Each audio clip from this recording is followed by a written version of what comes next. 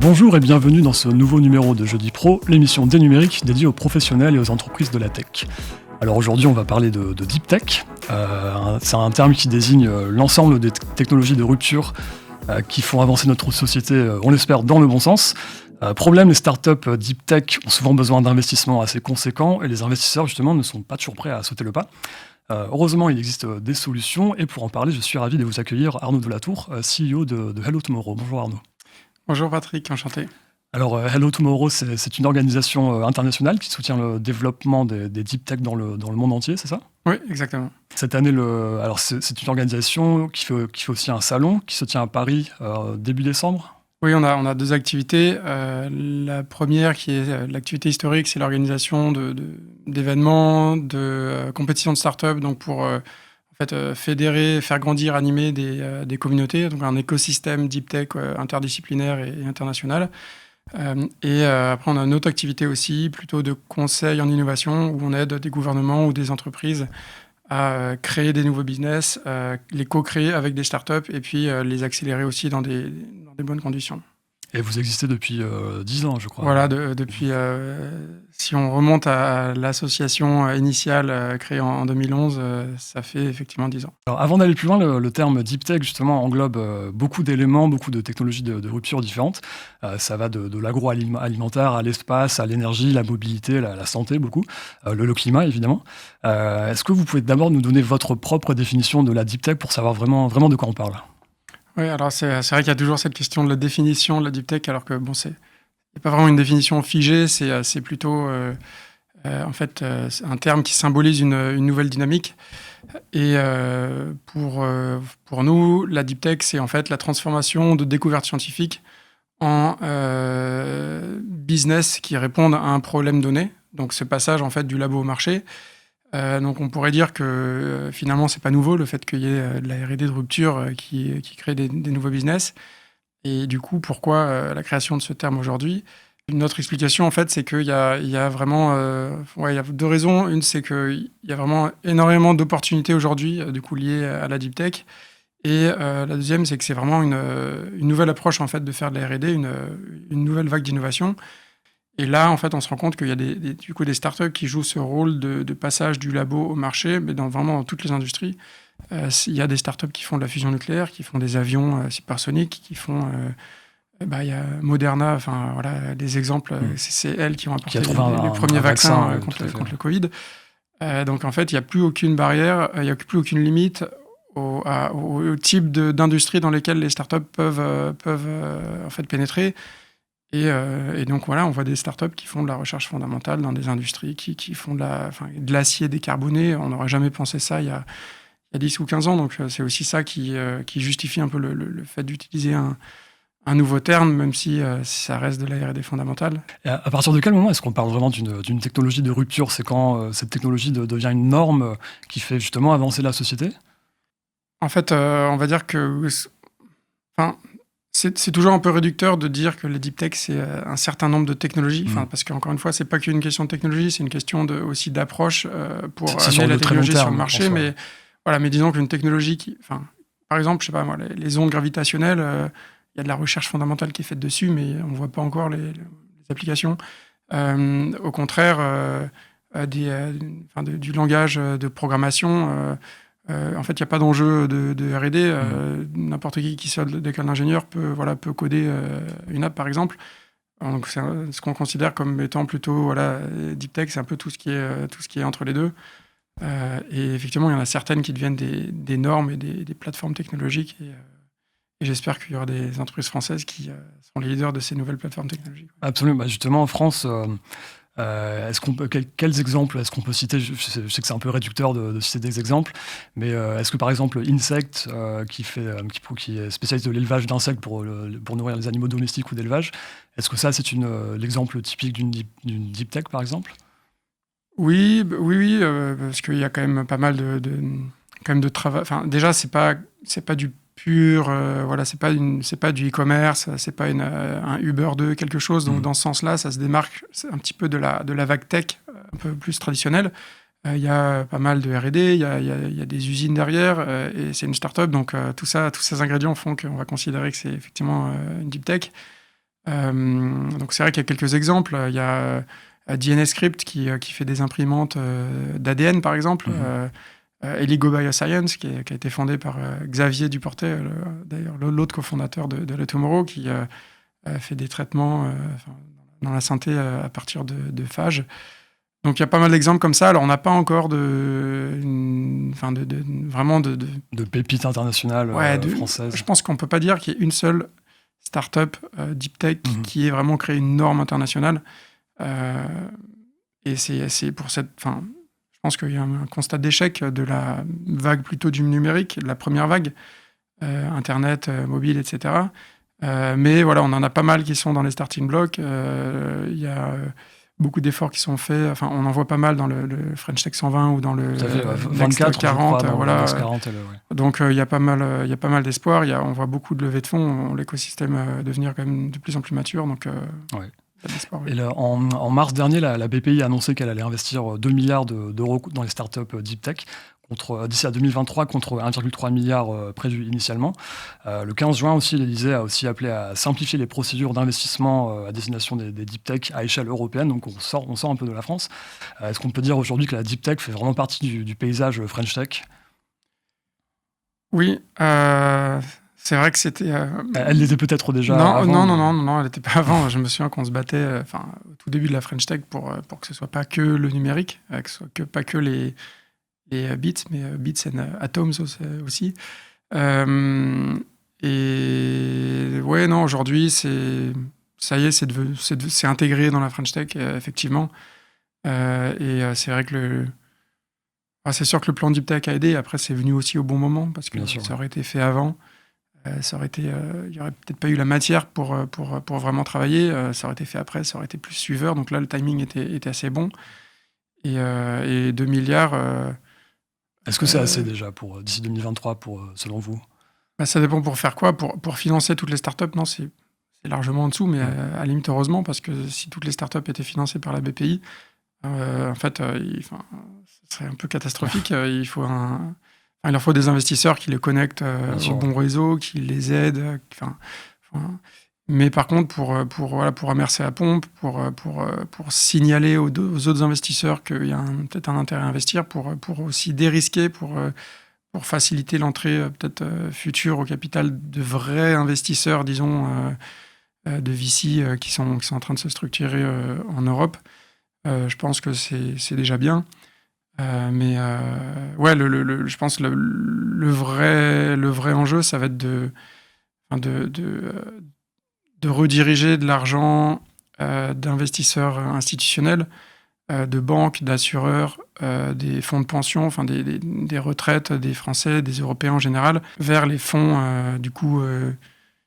tech, mais aussi deep tech, parce que c'est des quantités beaucoup plus importantes que 2 milliards qu'il faut, et puis ça peut pas venir que de la BPI, ça va venir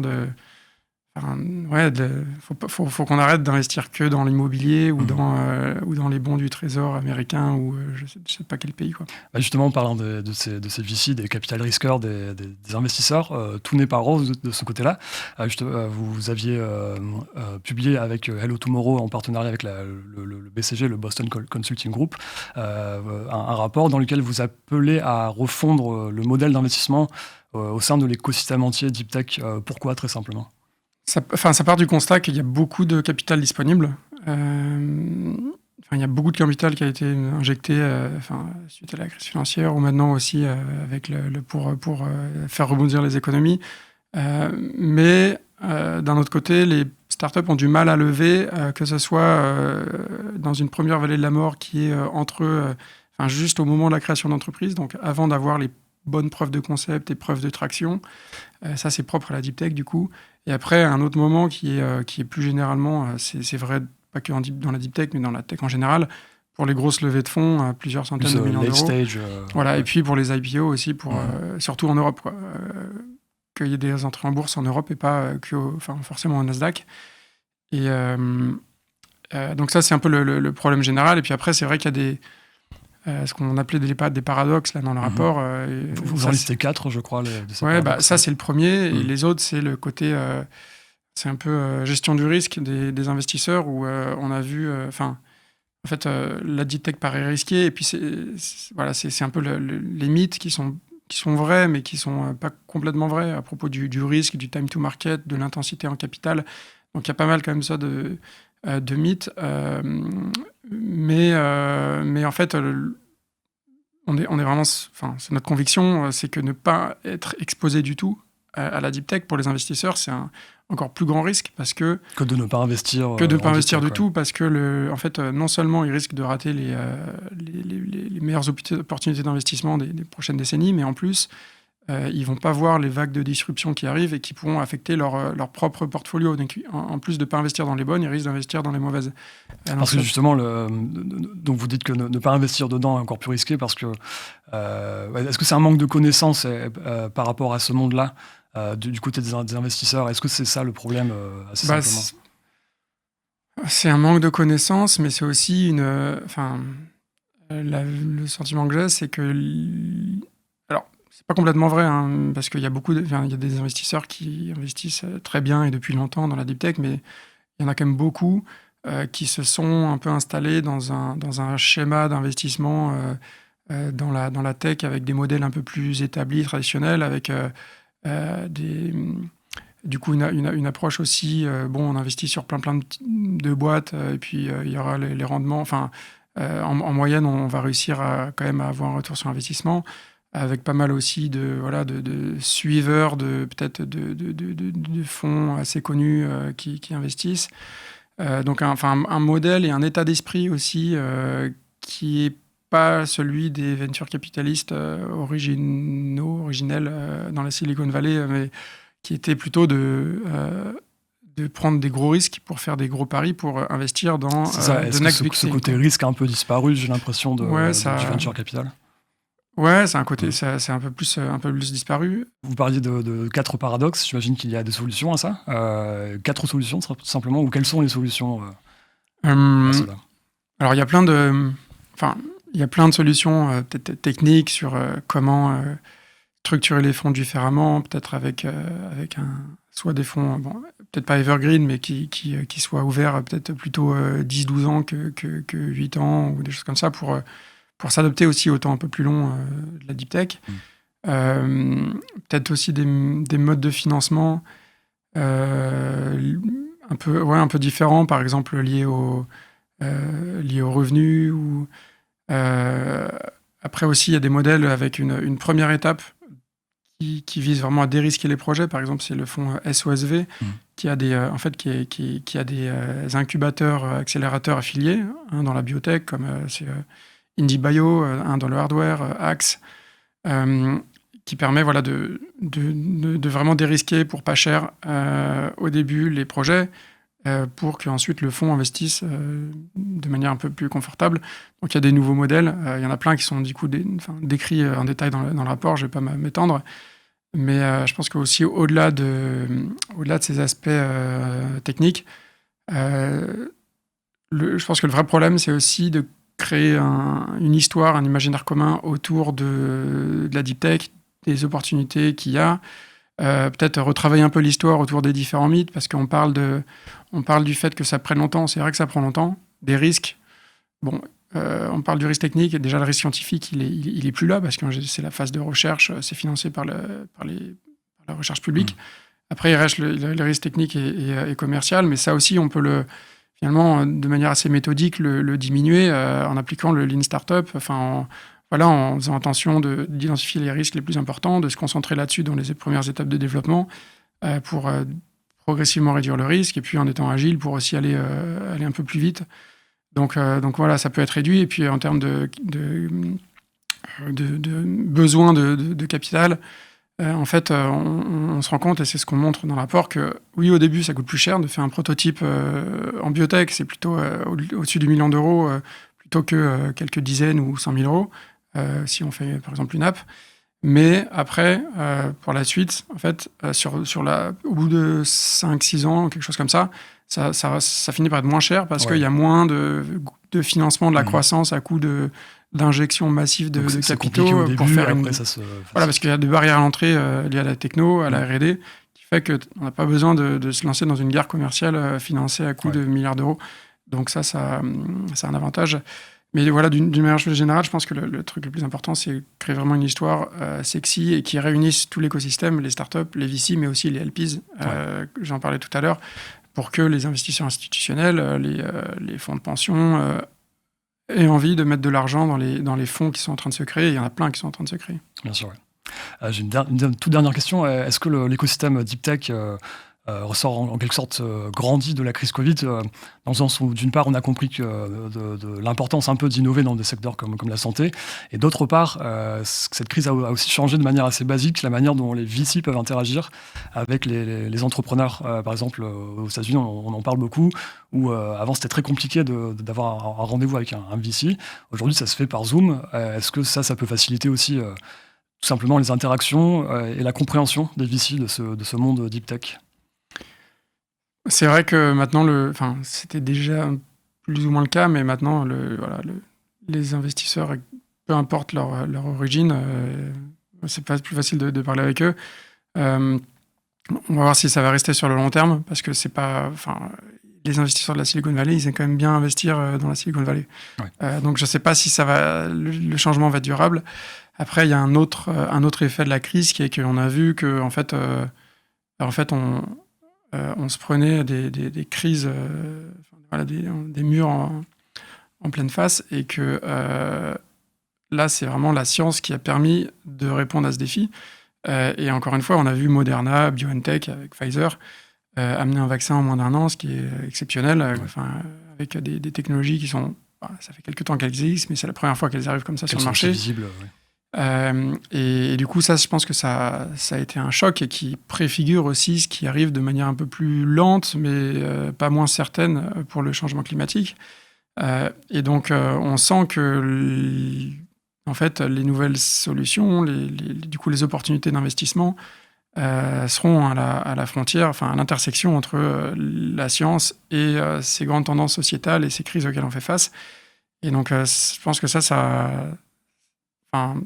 finalement, ça a été un électrochoc qui a vraiment convaincu à la fois les entreprises qu'il faut investir là-dedans, les États que c'est aussi là-dedans que réside notre salut, que ce soit pour résoudre ces problèmes, mais aussi pour des questions de souveraineté. Et la souveraineté, c'est pas juste une bataille d'ego entre l'Europe, la Chine et les États-Unis, c'est juste avoir les grands groupes technologiques de demain en Europe, et du coup pouvoir...